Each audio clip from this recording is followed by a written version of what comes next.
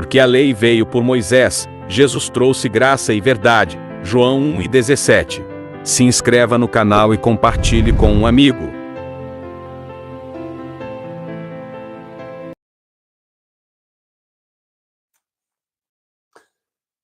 Olá, meus irmãos, graça e paz, abençoados. Graça e paz. Graça e paz. A paz do Senhor, como dizem os nossos irmãos, a paz do Senhor, graça e paz. A paz de Cristo, a paz de Deus, a paz do Eterno, a paz do Criador. Mas será que a religião tem conhecido essa paz? Esse é o tema. A paz que a religião despreza. A paz que o religioso não conhece. Jesus disse que o mundo não conheceu a sua paz. O mundo não recebeu, não tem, não dá a sua paz. E aí ele disse para os seus discípulos: eu deixo a minha paz, eu vou-la dou, eu dou a minha paz para vocês. Não dou como o mundo a dá, porque o mundo não conhece. Só que quando Jesus fala do mundo ali, geralmente a tradição religiosa interpreta que o mundo são as pessoas que não aceitaram Jesus dentro das chamadas igrejas, das instituições. Mas isso está muito além desta afirmação.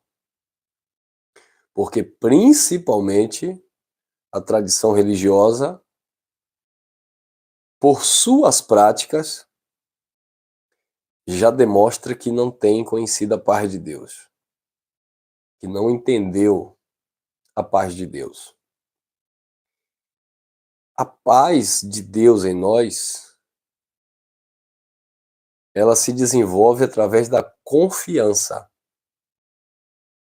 Quando você confia em alguém, você tem paz com aquela pessoa. Quando você se relaciona com alguém que você confia, você entra em paz com essa pessoa.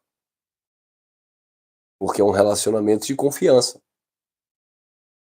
Onde não há dúvida, onde não há insegurança, onde não há medo, onde não há malícia, onde não há mentira, onde não há engano. Por quê? Porque você confia naquela pessoa.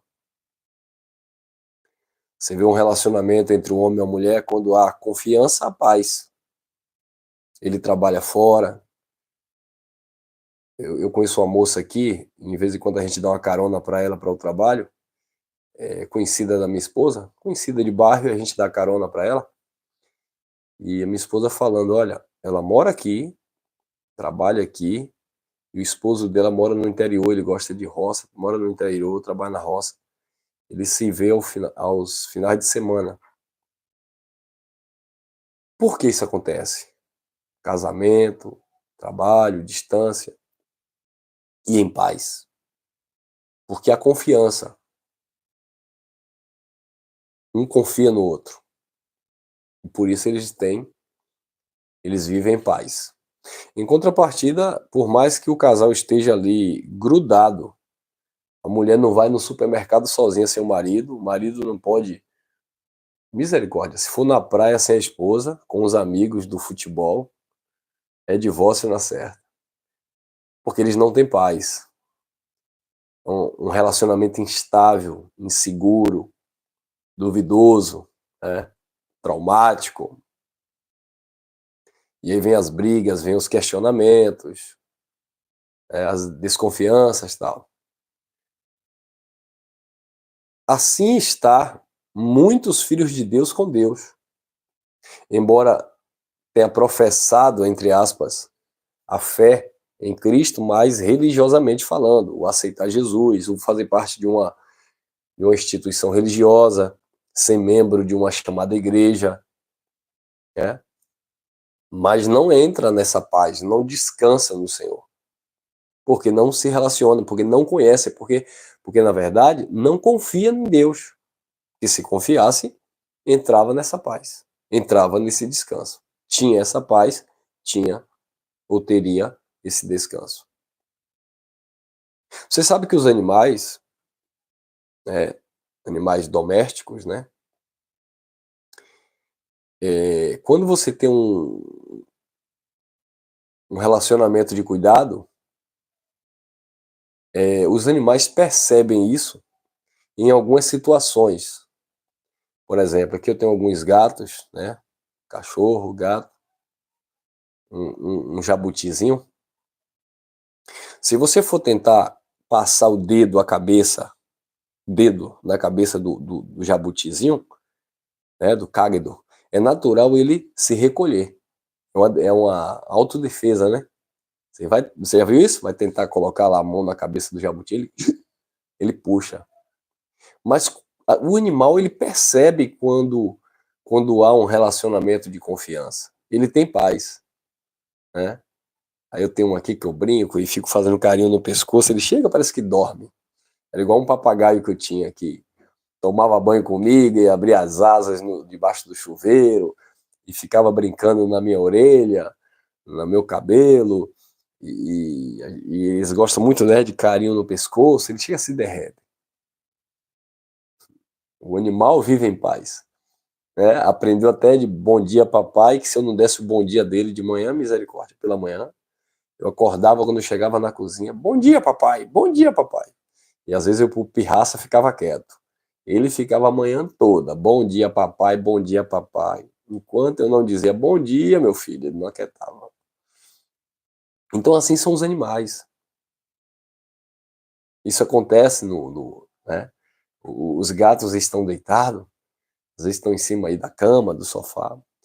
Você chega e fala com ele, eles não estão nem aí, continua dormindo, roncando, abre o olho, olha para você. Que confiança, abre as pernas. Eles se sentem seguros, se sentem em paz. Ele confia ali no tutor, no cuidador. Hoje mesmo eu fiz um videozinho aqui, até postei na rede social aí. A gente coloca qualquer coisa que coloca uma gata que tem aqui, ela vai, deita dentro e se abre toda. A gente pode pegar e carregar e jogar lá fora e ela vai com a gente. Por quê? Porque o animal se sente seguro, se sente em paz. Porque ele sabe que a gente não vai maltratar. Ele sabe que a gente não vai bater, não vai jogar água fria ou água quente. Ele sabe que a gente não vai chutar. Sabe? Na hora de comer, mesma coisa. Eles já vêm, pedem, miam, corre e cada um já sobe, já fica. É uma coisa mais linda que cada um já sobe, já fica no seu caqueirinho ali, cada um no seu, esperando o irmão Elcio colocar ali o alimento de cada um. Então, abençoados, se os irmãos, se os filhos de Deus confiassem de fato em Deus, se a religião confiasse de fato em Deus, não estaria vivendo na tribulação que eles vivem. Porque como é que alguém diz que está em Deus, está em paz e tem medo de Jesus voltar? Eu tenho medo de Jesus voltar porque eu posso não estar preparado. Ainda que o Senhor fosse voltar, como eles entendem, ao pé da letra no sentido literal, porque a volta aconteceu em juízo, mas ainda que isso fosse uma verdade, por que esse medo? Se você se diz filho? Por que a religião tem tanto medo do pseudo-inferno? Se o pseudo-inferno, teoricamente, seria para os perdidos?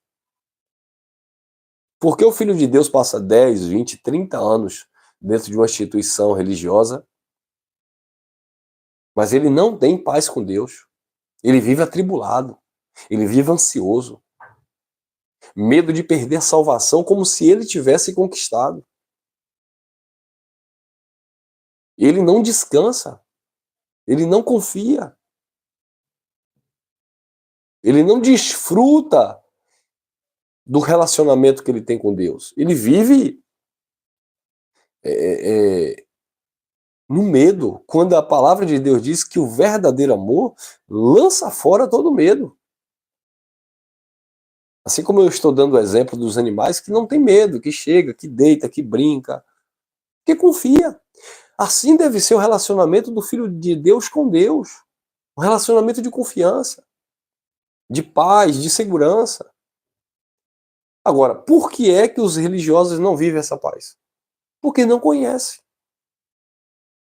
Quando Jesus disse, o mundo não o recebeu, Jesus não estava falando do mundo cósmico, Jesus estava falando justamente do mundo religioso judaico. O sacerdote Caifás não recebeu. Os escribas não receberam. Os fariseus não receberam. Os zelotes não receberam. Os saduceus não receberam. Hoje, os evangélicos não receberam essa paz. Os espíritas não receberam essa paz. Os católicos, muito menos, não receberam essa paz. As religiões que existem, os religiosos, eles não receberam essa paz de Deus, que excede todo entendimento humano. Eles não confiam. Por quê? Porque vivem pulando de galho em galho, de religião em religião, para ver se encontra essa paz, mas não encontra, porque em todo mundo religioso, em todo sistema religioso, essa paz é uma paz à base de critérios, de meritocracia. Você tem que conquistar essa paz, merecer, fazer por onde, mas não recebe no espírito o entendimento e a revelação que foi ele que deu, que não é você que conquista. Você alcança mediante o conhecimento da palavra do Pai. Jesus de Nazaré disse em João, capítulo 14, versículo 27, meu microfone aqui, João capítulo 14, versículo 27, deixo-vos a paz, a minha paz vos dou, não vos la dou como o mundo a dá. Não se turbe o vosso coração, nem se atemorize, não fique com medo. Eu não dou a paz como o mundo a dá. Porque o mundo não tem paz para dar. A paz do mundo é uma paz momentânea. É uma paz circunstancial. Na religião, o Filho de Deus só tem paz quando ele anda nas regras religiosas. Se ele é fielmente ali, assiduamente ali, se ele pratica os mandamentos ali gerados por homens, criados por homens, se ele participa ali dos sacrifícios, das campanhas, dos projetos, aí, teoricamente, ele está nessa paz, que ainda não está. O mundo não conhece. Por quê? Porque continua com insegurança, medo disso, medo do diabo, medo de perder a salvação, medo do inferno, medo daquilo outro, medo do BBB. E cadê a paz? Cadê o descanso? Não tem. Hebreus, capítulo 4. Se não tem paz, não tem descanso. Hebreus, capítulo 4. Diz assim: temamos, pois, que porventura, deixada a promessa de entrar no seu descanso, pareça que alguns de vós fiquem para trás. Porque também a nós foram pregadas as boas novas, as boas notícias, como também a eles. Mas a palavra da pregação nada lhes aproveitou, porquanto não estava misturada, acompanhada com a fé daqueles que a ouviram. Então, observe que eles não misturaram a palavra com a fé. Por isso, eles não entraram no descanso, mesmo tendo ouvido a palavra. Tem gente que ouve a palavra, mas não entra no descanso. 3. Porque nós, os que temos crido, entramos nesse descanso. De tal maneira como ele disse, assim jurou na sua ira, que não entrarão no meu repouso, embora suas obras tivessem acabado desde a fundação do mundo.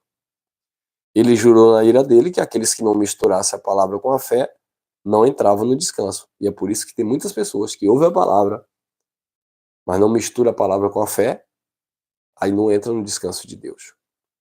João capítulo 19, versículo 30, está consumado. Eu pego essa palavra, misturo com fé, entro no descanso. Está consumado, está completo, concluído, perfeito, acabado.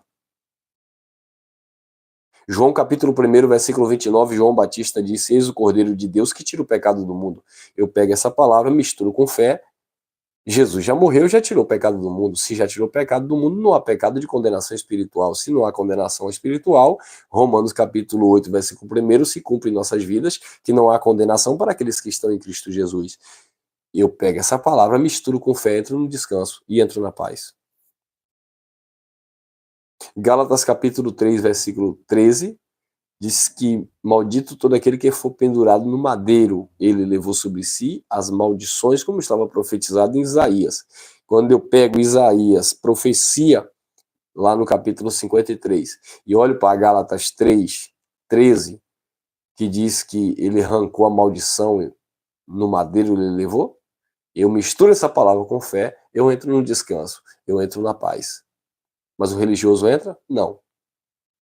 Eu olho Colossenses capítulo 2, versículo 14, que diz para aquele povo, porque eu estou misturando a palavra com a fé, palavra direcionada àquele povo que vivia debaixo da lei, onde está escrito que ele rasgou o escrito de dívida que havia contra nós em suas ordenanças, cravando-a na cruz.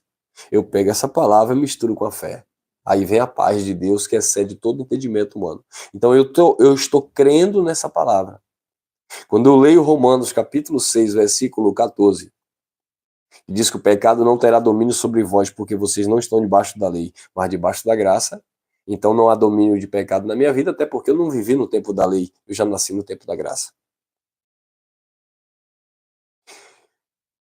Quando eu pego Romanos capítulo 6, versículo 23, que diz que o salário do pecado é a morte, por isso Jesus pagou o preço com a vida, e o dom presente, gratuito, graça, e a vida eterna por Cristo Jesus, eu pego essa palavra, misturo com fé, entendo que não sou eu que aceito Jesus para ser salvo, foi Ele que me chamou com santa vocação e me escolheu antes da fundação do mundo.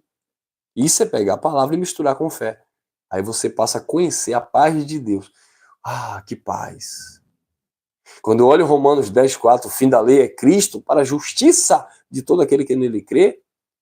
Aí eu vou em Romanos capítulo 1, versículo 17, diz que no Evangelho se manifesta a justiça de Deus, que é Cristo. Eu entro em paz com Deus. Eu não estou em conflito com Deus buscando reconciliação, porque a reconciliação foi feita por Cristo na cruz. Eu descanso. Eu deito e durmo, como disse Davi. Deito e durmo, acordo porque o Senhor está comigo, o Senhor me sustenta. Como Davi disse, uns confiam em carros, outros confiam em cavalos. Nós fazemos menção do teu nome, eu faço menção do Senhor. Como Davi disse no Salmo 23, o Senhor é o meu pastor, ele não falta comigo, ele está comigo em todo o tempo. E ainda que eu venha andar pelo vale da sombra da morte e da vida, a tua vara e o teu cajado me consolam.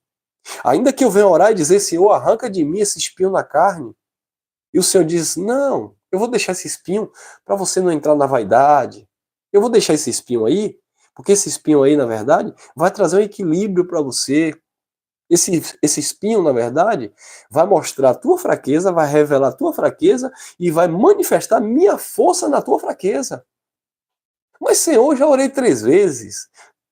Calma, meu filho, eu te dou graça. E aí Paulo disse, a minha graça, ou Deus disse, a minha graça te basta. O meu poder se aperfeiçoa na tua fraqueza. E aí Paulo, cheio da paz de Deus, ele disse, por isso me gloriarei nas minhas angústias, nas minhas injúrias, nas minhas perseguições, por amor a Cristo. Porque quando eu penso que eu estou fraco, olha a paz de Paulo, aí é que eu sou forte.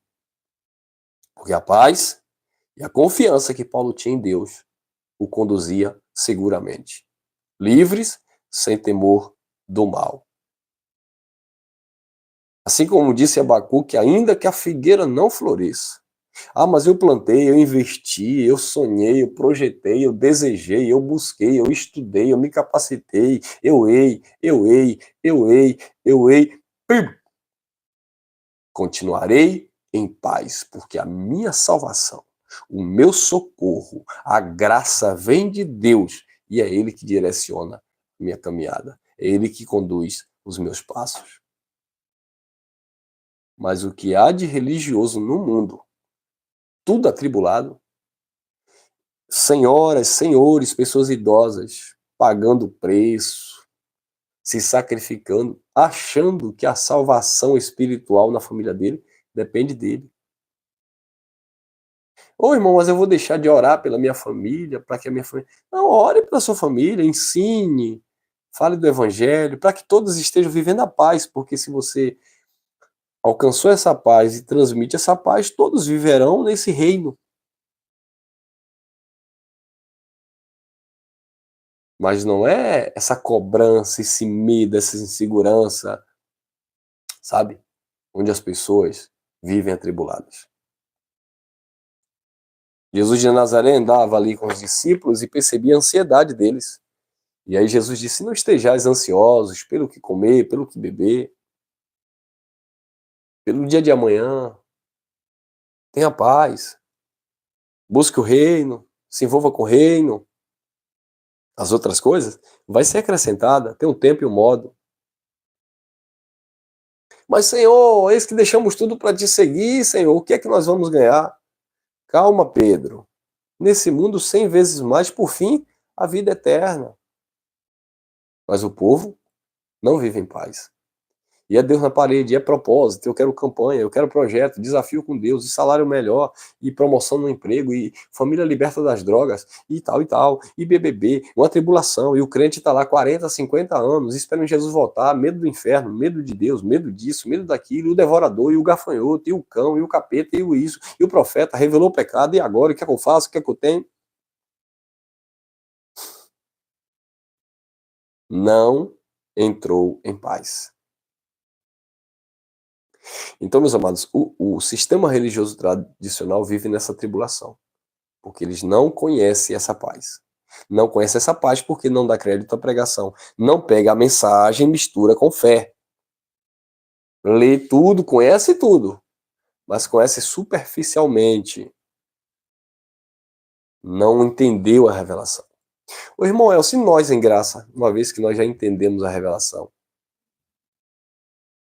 eu estou em paz. Se você entendeu e se você pratica o evangelho. Porque se você conheceu, entendeu o evangelho da graça, mas também você não vive esse evangelho na prática, você também não entrou no descanso. Você também não está em paz. Não, irmão Elson, uma vez que eu conheci o evangelho da graça, eu estou em paz. Não, meu, não, de jeito nenhum. Eu conheço várias pessoas que conhecem muito o evangelho da graça e não estão em paz com Deus. Você acredita nisso? Eu tenho conhecimento de várias pessoas que conhecem o evangelho da graça, muito, mas não estão em paz. Por quê? Porque o sistema não entra em paz porque não conhece, porque não crê. Mas muitos em graça não entram nessa paz, não entram nesse descanso, não é porque não conhece, não é porque não crê, é porque tem negligenciado.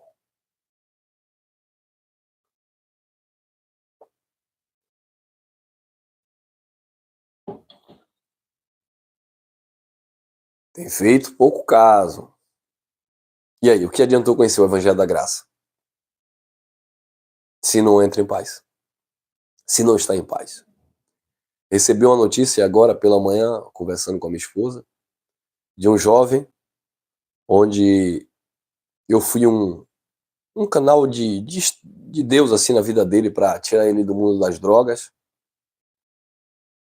Ele tinha um sonho de ir para a Marinha, me pediu para que eu treinasse, eu preparei ele fisicamente para ele servir a Marinha, ele foi, casou, teve um filho. Eu levei para a tradição religiosa, ele aceitou Jesus, se batizou, começou a pregar o evangelho, daquele jeito que era pregado lá. Eu conheci o evangelho da graça, comecei a transmitir para ele, ele recebeu o evangelho da graça. Quando eu saí do sistema religioso em graça fermentada, dízimo, línguas estranhas, ceia, confusão total. Quando eu saí do sistema religioso em graça, comecei a pregar o evangelho, eu e minha esposa, em casa. Ele disse, olha, lá eu não fico. Recebi o evangelho da graça. Falei, olha, não estou chamando ninguém. Eu que não continuo lá. Ele, que nada. Eu estou em graça, meu irmão. E aí a gente começou a pregar o evangelho da graça. E ele ali, olha, foi liberto das drogas. Foi servir a Marinha, que era o sonho dele. Casou, teve filho. Foi para a igreja, largou o vício das drogas. Conheceu a graça. Pregava a graça. Andou comigo no início, em graça. Mas aí começou a negligenciar algumas situações na vida, trabalho, ocupação demais, já não tinha tempo para Deus, já não tinha tempo para meditar, já não tinha tempo. Lembra do que eu falo sobre a questão da importância da reunião, irmão? Lembra do que eu falo sempre? Já não tinha tempo para se reunir, para ouvir uma palavra, andava muito ocupado com os afazeres da vida. Hoje vocês têm tempo, pelo menos aqui nas redes sociais. Naquele tempo a gente não tinha essa questão de YouTube, não tinha. Então, negligenciava já ali a reunião local, onde era alimentado ali, onde ouvia a palavra. Hoje a gente já tem mais facilidade, tem as redes sociais, mas antes não. Eu nem sabia o que era isso. Então muitas pessoas vão se cansando, vão se acomodando. Se reunia para ouvir uma palavra da graça, não se reúne mais. Alguns ouviam aí alguns pregadores da graça, hoje não ouve mais. Alguns se decepcionaram com alguns que eram pregadores da graça, que hoje se denominam ateus, e hoje não querem conta mais. E aí o acúmulo de informações, de mensagens soltas, de doutrinas diversas, de filosofias, vai tomando a mente, sabe? Aí já começa, eu era da religião, mas depois eu conheci a graça, agora também não me envolvo com mais nada, eu tenho pavor disso. Aí começa as obras da carne fluir. E hoje, para mim, felicidade, depois de tanto tempo, esse jovem foi encontrado na sarjeta, mundo das drogas, alcoolismo, acabou sonho, acabou família. Oferece para ele centro de recuperação, ele não quer. Um atleta, na época que eu treinei, mas conheceu a graça de Deus. Viveu um tempo, depois abandonou. Abandonou, não há mais lugar para arrependimento, porque não tem para onde ir mais. E cadê a paz? Olha o que está escrito em Hebreus, presta atenção, Hebreus capítulo 10, olha o versículo 29. Acho que é o versículo 29. Hebreus capítulo 10. Eu vou ler o versículo 26 em diante. Presta atenção no contexto. Porque se pecarmos voluntariamente, depois de termos recebido o conhecimento da verdade, já não resta mais sacrifício pelos pecados. Porque se pecarmos ou errarmos, errar. Se você errar o alvo, se pecarmos, o pecado aqui é errar o alvo agora, porque aqui é no tempo da graça. Paulo já estava falando que a lei já tinha passado, estava em transição, estava passando, estava finalizando. Então todo pecado agora, a partir de então, não era mais um pecado imposto pela lei, porque a lei imputou o pecado. O que é uma imputação de pecado? Mesmo você sem querer, sem aceitar, você tinha que participar. Assim como o pecado que entrou por um homem, pelo pecado entrou a morte, e a morte passou a todos os homens. Os homens não escolheram morrer, mas o pecado de Adão contaminou e todos morreram em Adão. A lei veio e deu força a esse pecado, vigorou esse pecado. A lei condenava. A lei era um ministério de condenação e morte. Então todos estavam debaixo de pecado. Por isso que quando a mulher foi pega em ato de adultério, disseram, ó, pela lei, essa mulher tem que ser apedrejada. Aí Jesus disse, aquele que dentre vocês não tiver pecado, atira a primeira pedra. Todos eram dignos de apedrejamento, segundo a lei, porque todos estavam vivendo debaixo de um pacto de condenação e morte. Mas uma vez que vocês receberam o evangelho da graça, onde não há condenação, Romanos capítulo 1, capítulo 8, versículo 1, então vocês estão livres. Todavia, entretanto, se vocês decidirem plantar na carne ou pecarem voluntariamente, por livre e espontânea vontade, você decide fazer o que é errado, 26, Hebreus 10, 26. Porque se pecarmos voluntariamente, depois que você recebeu o conhecimento da verdade, depois que você recebeu a palavra da graça, depois que você entendeu a revelação do evangelho, porque se pecarmos voluntariamente depois de termos recebido o conhecimento da verdade, não resta mais sacrifício. Vai fazer o que agora? Vai pagar o preço como? Vai dar um jeitinho? Como? Não, vai colher. Não resta mais sacrifício pelo pecado. Versículo 27. Mas uma certa expectação horrível e ardor de fogo que há de devorar os adversários. Então é isso que muitos filhos de Deus em graça, depois que receberam a revelação, por não obedecer e voluntariamente errar o alvo. Uma coisa é você errar, vacilou, caiu, levanta. E outra coisa é voluntariamente você continuar no erro. Só resta uma certa expectação horrível e ardor de fogo na consciência. A consciência queima. É o que está acontecendo com esse jovem. Esse jovem que nós tiramos das drogas, nós, no modo de falar, né?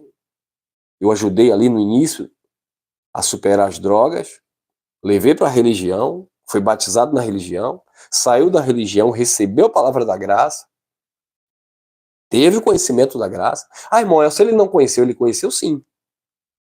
Só que ele negligenciou, é diferente. Cadê a paz desse jovem hoje? Cadê o descanso na vida desse jovem hoje?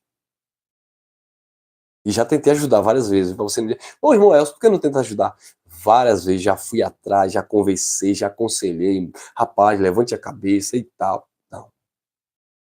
Decisões próprias. Voluntariamente escolheu os seus próprios caminhos. E conhece a palavra da graça. 28. Quebrantando alguém a lei de Moisés, morre sem misericórdia só pela palavra de 2 ou 3 testemunhas. Agora olha o 29, e aqui eu encerro. De quanto maior castigo cuidais vós, será julgado merecedor aquele que pisar o Filho de Deus e profanar o sangue da aliança com o que foi santificado e fizer agravo ao Espírito da graça. O que tem de gente em graça que tem agravado o Espírito da graça, desfeito do Espírito da graça, menosprezado o Espírito da graça, tem anulado a graça em sua vida, não está no gibi. Agora vai atrás dessas pessoas, para ver se essas pessoas estão em paz e se essas pessoas estão no descanso. Não estão. Por quê? Porque desprezaram a paz. Crucificaram a paz novamente. Aqui mesmo em Hebreus, no capítulo 6 agora. Olha lá, Hebreus. Olha o capítulo 6 agora. Porque tem gente que pensa que a graça é brincadeira porque não tem juízo eterno. O juízo eterno já foi decretado. A graça tem juízo de consciência. Mas tem gente que brinca com isso. Ô, irmão Elcio, essa palavra... Tô lendo e mostrando.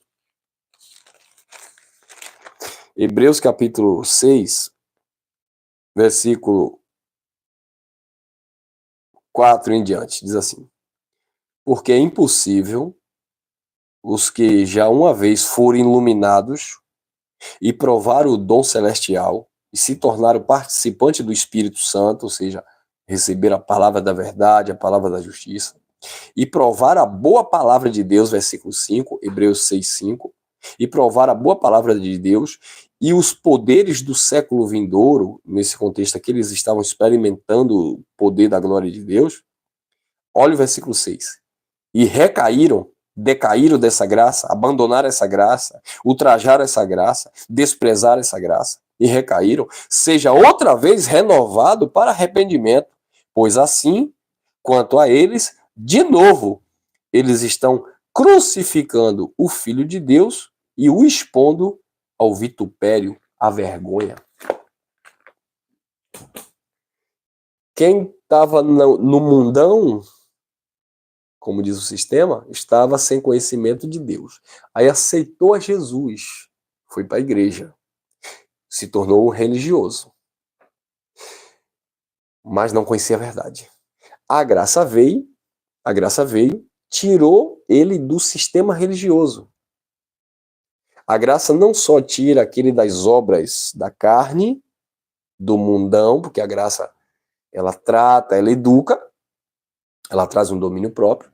Então a graça, além de tirar das obras carnais, quando a pessoa recebe a palavra no seu coração, abraça e vive essa palavra, a graça também liberta o religioso das suas algemas e traz para essa paz, esse descanso. Agora, quando você, uma vez que já está nessa paz, já está nesse descanso, você abandona tudo isso, não resta mais lugar de arrependimento. Porque para onde você vai? Como disse Pedro. E agora, para quem iremos? Só o Senhor tem a palavra de vida eterna. Uma coisa foi a tua caminhada até aqui, mas daqui para lá não tem mais caminhada. Uma coisa foi o caminho até chegar em Deus, mas agora não tem mais caminho, você já chegou nele. Perde salvação, irmão Elson? Não. Deixa de ser filho? Não. Mas muitas vezes deixa de reinar em vida, desfrutar do reino, desfrutar da paz, da alegria do Espírito, da justiça. Por quê? Por causa das suas escolhas. Porque tem ultrajado o Espírito da graça. E o castigo vem onde? Na consciência de cada um. E é muito difícil, irmão. Você converter um religioso não é tão difícil. Você converter um religioso em graça não é tão difícil. Por mais que você conhece alguém do teu meio de amizade, do teu ciclo de amizade, que era extremamente religioso, quem aí conhece? E que hoje está em graça? Você conheceu alguém? Eu tenho vários. Vou dar exemplo da minha Dinda de casamento, minha madrinha de casamento. Ela e o esposo dela, principalmente ela era extremamente religiosa. Mais de 21 anos como obreira missionária do sistema de Soares.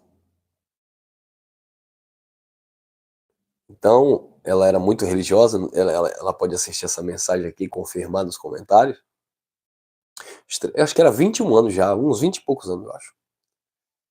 Sabe, aquela mulher de jejum, de campanha, de línguas estranhas, de propósito, sabe, de obreira ali, de bater cartão ali no sistema, de receber pessoas, de auxiliar ali, de aquela coisa toda, e pregação em congresso, pregação em outras igrejas, ela era muito cogitada, era aquela missionária que passava na rua e todo mundo reverenciava, no bom sentido da palavra, não nesse sentido literal, mas de dizer ali a mulher de Deus, mulher de fogo, mulher de oração.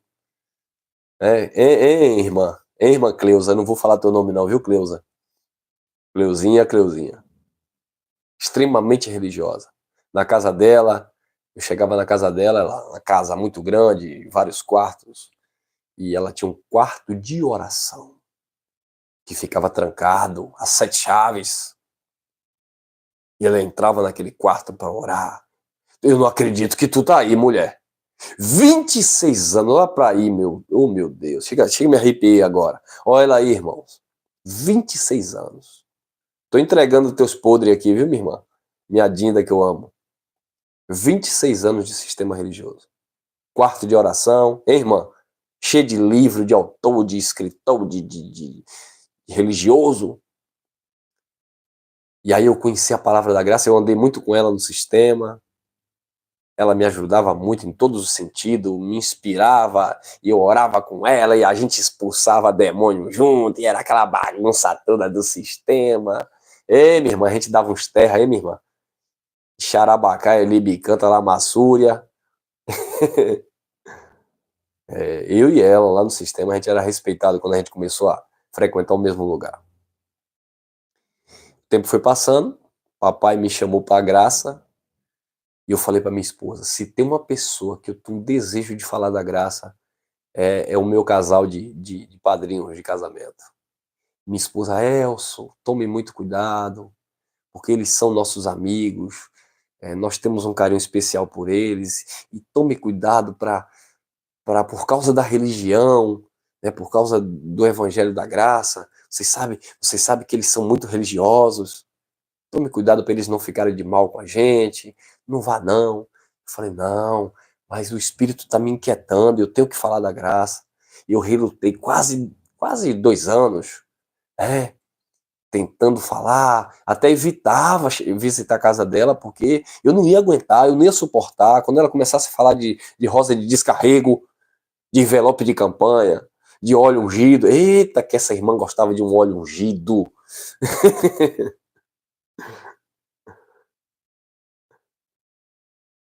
E aí, e aí, quando foi um dia, eu falei, eu vou falar da graça de Deus.